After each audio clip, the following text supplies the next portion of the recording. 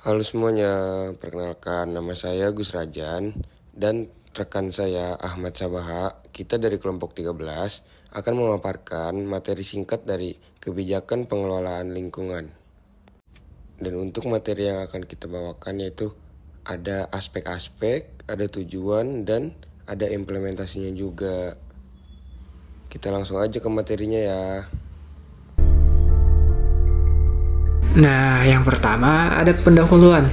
Kebijakan pengelolaan lingkungan hidup merupakan perwujudan dari pengelolaan dan pemanfaatan sumber daya alam dan lingkungan hidup yang berkelanjutan atau sustainability dan berkeadilan seiring dengan peningkatan kesejahteraan masyarakat dalam lingkungan yang lebih baik dan sehat. Artinya, dalam penyediaan, penggunaan, peningkatan kemampuan sumber daya alam dan peningkatan taraf ekonomi perlu menyadari pentingnya pelestarian fungsi lingkungan hidup, kesamaan derajat antar generasi, kesadaran hak dan kewajiban masyarakat, pencegahan terhadap pembangunan yang merusak atau destruktif yang tidak bertanggung jawab terhadap lingkungan, serta berkewajiban untuk turut serta dalam melaksanakan pembangunan berkelanjutan pada setiap lapisan masyarakat.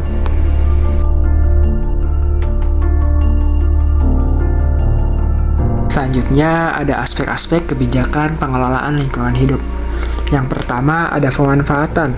Penggunaan sumber daya alam secara optimal dan bertanggung jawab, termasuk penerapan prinsip pembangunan berkelanjutan. Kemudian ada pengembangan. Pengembangan teknologi dan inovasi yang ramah lingkungan seperti energi terbarukan dan pengelolaan limbah.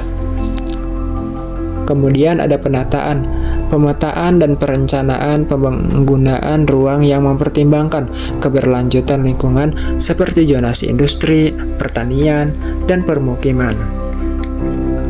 Kemudian ada pemeliharaan, pemantauan dan pemeliharaan ekosistem seperti hutan, lahan basah, dan kawasan konservasi. Selanjutnya ada pemulihan, upaya pemulihan ekosistem yang terdegradasi seperti rehabilitasi, lahan kritis, dan penanaman kembali. Kemudian ada pengawasan terhadap kegiatan yang berdampak pada lingkungan, termasuk penerbitan izin lingkungan dan sanksi bagi pelanggar. Kemudian ada pengendalian polusi dan pencemaran lingkungan seperti pengelolaan limbah, pengurangan emisi gas rumah kaca, dan penanganan sampah.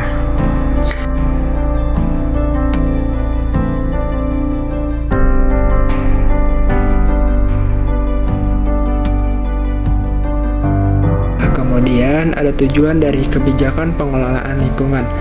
Kebijakan pengelolaan lingkungan ini bertujuan untuk melindungi dan memelihara lingkungan hidup, menjamin pemanfaatan sumber daya alam secara berkelanjutan, kemudian meningkatkan kesejahteraan masyarakat, mencegah dan mengurangi dampak negatif terhadap lingkungan, dan meningkatkan kesadaran masyarakat tentang pentingnya perlindungan terhadap lingkungan.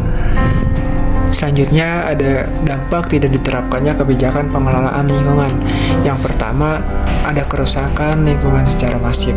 Tanpa kebijakan yang jelas, berbagai dampak seperti pencemaran udara, air dan tanah, perubahan iklim, kehilangan keanekaragaman hayati, serta penipisan sumber daya alam akan terus memburuk akibat aktivitas manusia yang tidak terkendali.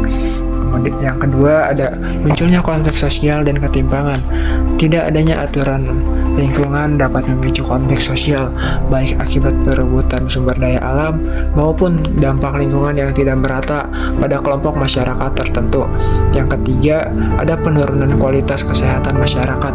Pencemaran lingkungan yang tidak terkendali meningkatkan risiko gangguan kesehatan akibat polusi udara, air, dan bahan kimia berbahaya.